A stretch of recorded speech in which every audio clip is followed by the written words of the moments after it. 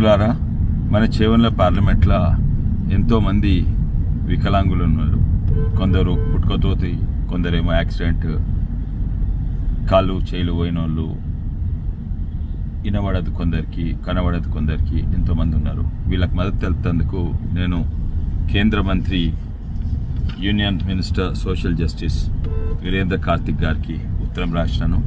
వారు మంచిగా సమాధానం ఇచ్చిండ్రు. మీరు చేసే పని మంచిగా, మేము మద్దతు ఇస్తాము. మేము 2-3 కోట్ల వరకు మేము వాళ్ళకు అవసరం ఉన్న వస్తువులన్నీ కూడా ఇస్తాము. వీల్ చైర్లు అయినా, వాకింగ్ స్టిక్స్ అయినా, ఎలక్ట్రిక్ వీల్ చైర్లు అయినా, హియరింగ్ ఎయిడ్స్, కండ్లద్దాలు, ఇవన్నీ కూడా మేము ఇస్తాము. మీరు దీనికి సర్వే చేయించుకోండి. సర్వే కొరకు మన రంగారెడ్డి జిల్లా మన వెల్ఫేర్ డిపార్ట్మెంట్ వాళ్ళు సర్వే చేస్తారు.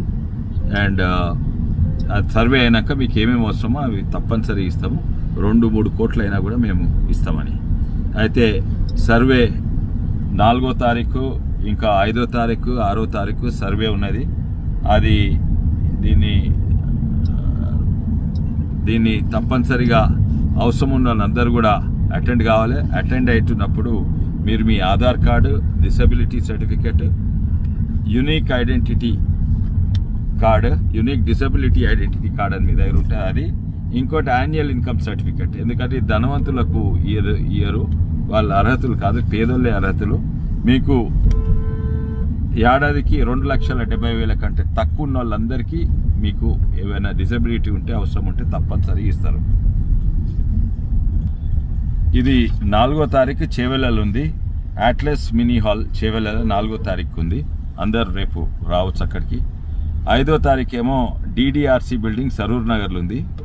ఇంకా 6వ తారీఖు ఏమో మహిళా మండలి భవన్ శంషాబాద్లో ఉన్నది.